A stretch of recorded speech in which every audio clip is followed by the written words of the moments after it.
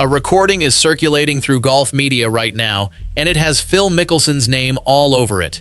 At 56 years old, the man who already fractured the sport with his LIV defection is suddenly at the center of a leaked audio scandal. The headline reads like the ultimate revenge arc. It claims Mickelson secretly recorded Brian Rolapp, exposing a massive 2028 corruption plot that the PGA Tour desperately wants to keep quiet. Honestly, I think this is the most misunderstood story in golf right now. Tell me if you agree in the comments and hit subscribe for the real facts. The problem is the version spreading on social media is only half the truth. The audio is real. The 2028 timeline is real. The damage is already unfolding behind closed doors at Tour headquarters. What is not real is the clean narrative that Mickelson caught the Tour CEO on tape admitting to bribery. The actual recording pulls in a completely different cast of characters from outside the golf world. It involves a massive financial scandal, a Houston-based corporate giant, and a political backchannel that has nothing to do with fairways. Mickelson did not walk into a boardroom with a hidden microphone to take down the establishment. His name was used on a call by people who saw his celebrity as a shortcut to power.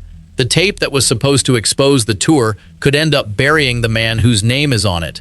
At the center of this storm is a golfer who already carries more baggage than anyone in the history of the sport. Phil Mickelson never needed another controversy to complicate his legacy, yet here he is. To understand why this audio leak is so dangerous, you have to look at his current reality. He is navigating the twilight of his career, already isolated from the main PGA Tour ecosystem. When rumors of a secret recording started spreading, the golf world immediately assumed it was about tour politics. Everyone thought it was about player fees or the ongoing power struggles in the boardroom. The whispers coming from inside the country clubs tell a much darker story. This is not about golf politics. This is about federal scrutiny. The people talking about this audio are not golf analysts. They are financial reporters and political insiders. They are looking at a Houston-based energy company that is currently facing severe internal investigations. The leaked phone call does not feature Brian Rolapp discussing tour finances. It features corporate executives discussing how to use a famous golfer to get a meeting with the Commerce Department. Imagine the sheer panic inside that company when this recording leaked. This political scandal is only the surface, because a completely different legal nightmare is about to drag his reputation back into the headlines. To understand the gravity of this leaked call, you have to understand how these exclusive corporate golf outings actually operate behind the scenes. A West Coast game is never just about playing 18 holes of golf. It is a highly orchestrated networking event disguised as a weekend retreat. The executives use the relaxed environment of the clubhouse to pitch federal contracts and discuss regulatory loopholes away from the prying eyes of the press. When a company boasts about having a golf buddy in the Commerce Department, they are talking about direct, unfiltered access to the people who control federal energy policies. Mickelson's name was the ultimate VIP pass in this scenario. His presence guaranteed that the federal official would show up, would stay for the full round, and would be receptive to the corporate pitch. The audio leak exposes this entire shadow economy of influence. It shows that a legendary golf career can be reduced to a mere transactional tool for corporate lobbying. This revelation alone would be enough to ruin a normal career. But the financial regulators are about to make things much worse. People often compare this situation to the political golf outings we see from former presidents. But that comparison completely misses the danger Mickelson is in right now. A president playing golf is a matter of public record and standard political culture. A private oil executive using a famous athlete to secure a private meeting with a federal regulator is an entirely different beast. The Securities and Exchange Commission and other federal watchdogs are now scrutinizing these exact types of back-channel communications. They are looking for any evidence of insider trading or improper influence peddling. If investigators find even a single email linking Mickelson to the specific financial maneuvers discussed by Sable Offshore, the consequences would be catastrophic. He would not just face a public relations nightmare. He would face federal subpoenas and potential legal action. The golf world is used to players facing suspensions for rule violations. This is a completely uncharted territory where a golfer's celebrity is being treated as a financial instrument. The legal heat is turning up fast. but the damage to his personal life is already reaching a boiling point. The investigation focuses entirely on Sable Offshore, an embattled oil company trying to survive a brutal financial downturn. During a recorded internal phone call, executives discussed organizing a West Coast game. They were not just talking about a casual weekend round to relax. One executive explicitly boasted about having a golf buddy in the Commerce Department. The identity dropped to secure this political access was Mickelson. This audio suggests his celebrity status was being leveraged as a backdoor to influence federal insiders. A simple fairway outing was being framed as a potential vehicle for political favors. Stock prices for the oil company immediately started sliding the moment this recording surfaced online. Why would powerful executives risk federal scrutiny just to set up a golf game? In their world, a round with a famous athlete is the cheapest currency to buy a meeting with the people who write the actual laws. Mickelson might have just been an innocent identity mentioned in passing. He might have been fully aware of the angles being played by these corporate insiders. Either way, his reputation is now tied to a corporate scandal that has absolutely nothing to do with hitting a golf ball. Federal investigators are now asking questions that go far beyond the golf course, and the answers could destroy decades of carefully built goodwill. The fallout from this specific audio leak has been swift and unforgiving. Internal probes have been launched within the energy sector to figure out exactly who authorized these conversations. The company is desperately trying to distance itself from the golf legend, issuing quiet statements to separate their corporate failures from his personal brand. This is a massive problem for a player who relies heavily on his image to secure lucrative off-course deals. Sponsors look at risk, and right now, being associated with a federal political backchannel is a massive red flag. The narrative has shifted from a golf story to a story about insider access and potential influence peddling. People are no longer asking about his swing or his short game. They are asking if he used his fame to help corporate executives bypass standard political protocols. This is a dangerous place for any public figure to find themselves, let alone one who is already fighting an uphill battle to maintain his standing in the golf community. The damage to his personal brand is compounding by the hour, and the corporate world is watching very closely. Just as the financial heat started to die down, a completely new set of allegations emerged to keep him in the public crosshairs. Beyond the Sable Offshore audio, Mickelson is currently fighting a multi-front reputational war. Recent reports surfaced alleging inappropriate contact with a female employee at a private golf club. These are not just idle rumors spreading on social media. They have triggered a massive internal response from his legal team. His representatives have aggressively pushed back, obtaining defamation counsel and stating that video evidence will completely absolve him of these false claims. He is fighting to prove that these allegations are entirely fabricated. But in the modern media cycle, the accusation itself is often enough to cause lasting damage. He is forced to spend his time and resources defending his character in a court of public opinion, rather than focusing on his game or his business ventures. The combination of the political audio leak and these club conduct allegations creates a perfect storm. It paints a picture of a legendary player who is completely out of control off the course.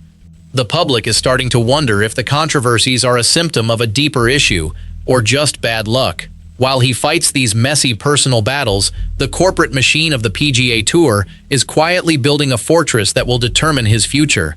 The mental burden of fighting these multi-front wars is something the average fan rarely sees. Imagine trying to focus on hitting a precise fade on the 18th hole at a major championship when the tabloids are printing daily stories about your personal conduct. The allegations at the Farms Golf Club have forced Mickelson into a defensive crouch that drains his energy. His legal team is working overtime, burning through millions of dollars to issue cease and desist letters and file defamation claims. They are aggressively demanding that the accusers produce the video evidence they claim will clear his name. But in the meantime, the public narrative is entirely out of his control. Every time he steps onto a practice range, the whispers follow him. Sponsors who once fought to have his logo on their shirts are now quietly reviewing their contracts. The combination of federal political scrutiny and private club misconduct rumors creates a toxic environment. It is a level of pressure that breaks most athletes long before they reach their late 50s. He is fighting for his personal survival, completely unaware that the PGA Tour is about to drop a structural bomb that will make his personal problems look minor. This brings us to the other half of the viral headline. The internet claims this audio exposes a 2028 corruption plot orchestrated by the PGA Tour establishment. To understand what is actually happening, we have to look at the man currently sitting in the top chair. Brian Rolapp is not the corrupt villain the clickbait titles suggest. He is a highly experienced executive brought in to stabilize a tour that has been bleeding money and attention. He is the architect of the current restructuring. The word corruption is being thrown around loosely by fans who are angry about the current state of the sport.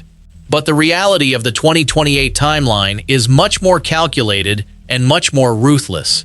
This is not about illegal bribes or secret backroom deals. This is about a massive structural lockout.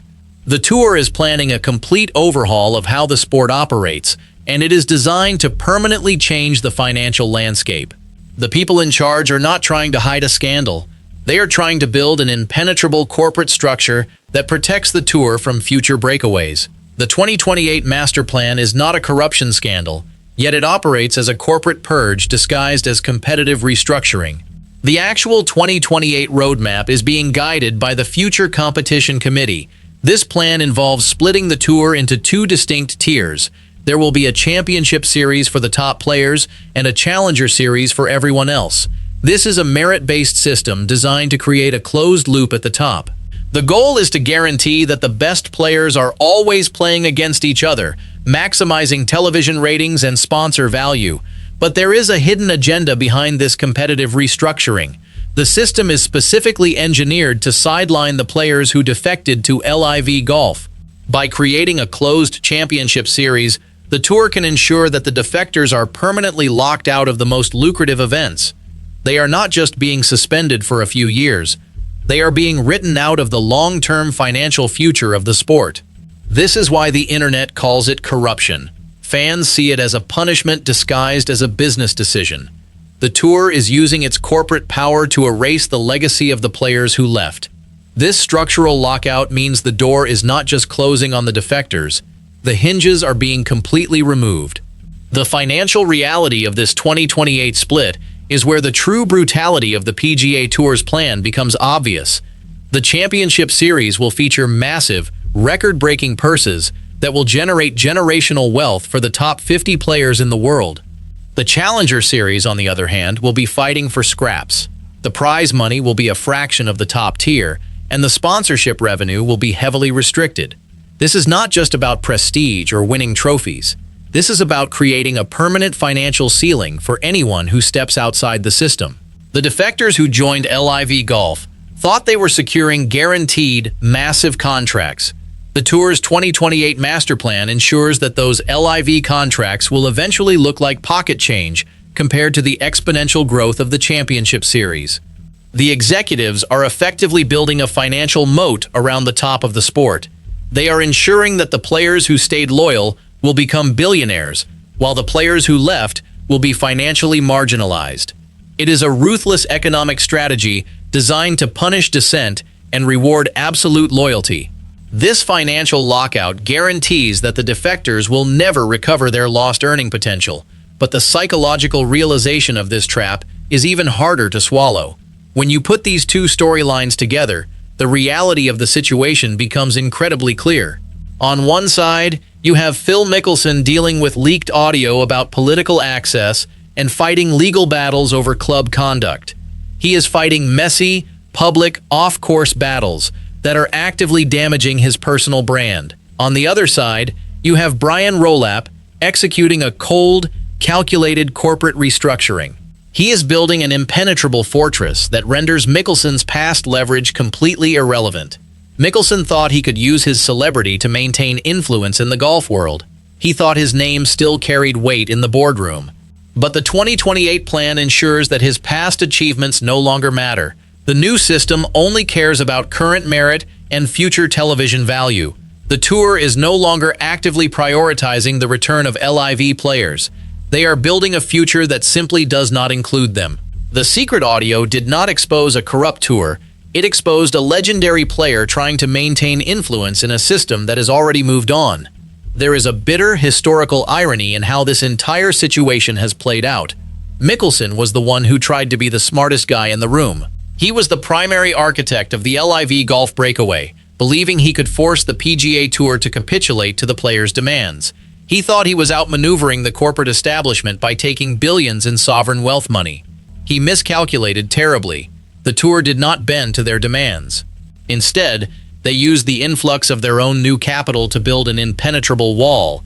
The realization among the LIV players is slowly dawning on them.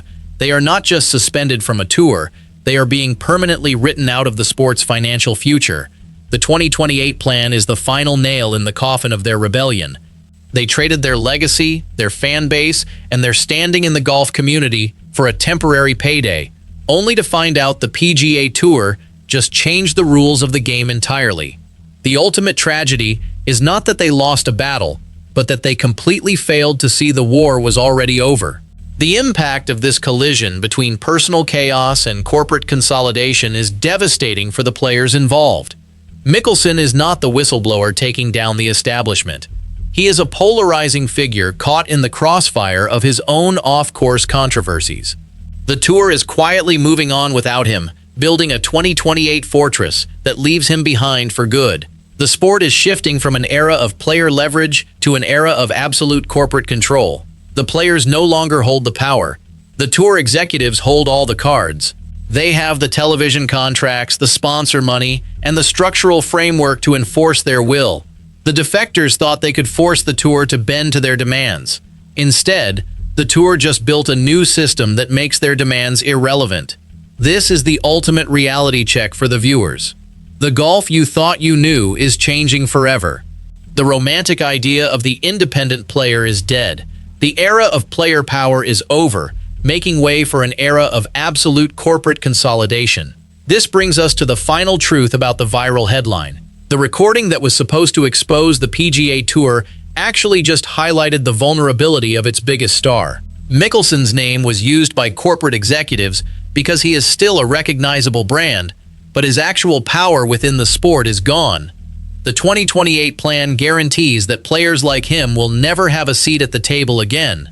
The tour has successfully engineered a system where loyalty is rewarded and defection is permanently punished. The fans who clicked on this video looking for a massive corruption scandal are going to be disappointed. There is no illegal bribery. There is no secret audio of the CEO confessing to crimes. What there is a ruthless corporate strategy to protect the tour's bottom line. The real scandal is not what is on the tape. The real scandal is how easily the tour can rewrite the rules to protect itself. The ultimate takeaway is not about a leaked recording. It is about the permanent shift in who actually controls the future of golf. The legacy of Phil Mickelson will forever be tied to this exact moment in golf history. He will be remembered as the man who fractured the sport, only to be locked out by the very corporate machine he tried to outmaneuver.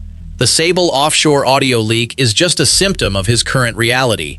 He is a guy trying to find relevance in a world that has moved on. The legal battles, the political backchannels, the club allegations, it is all just noise. The only thing that matters is the 2028 structural lockout. That is the real story. That is the real corruption that fans are angry about. It is not illegal, but it is a complete consolidation of power by the people at the top. The players have no say. The fans have no say. The tour executives have all the power. This is the new reality of professional golf. If you want to understand where the sport is actually heading, you have to look past the clickbait and see the corporate fortress being built right in front of you. So, where does golf go from here? The tour has successfully protected its assets. They have built a 2028 master plan that guarantees television ratings and sponsor money.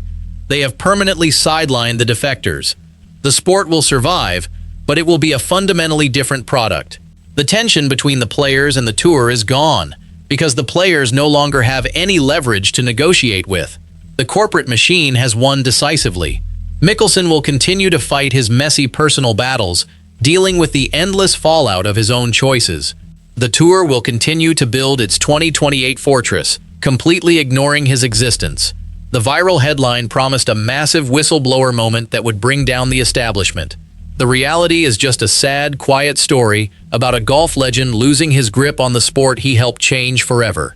The truth is always less glamorous than the clickbait, but it is the only thing that actually matters in the end.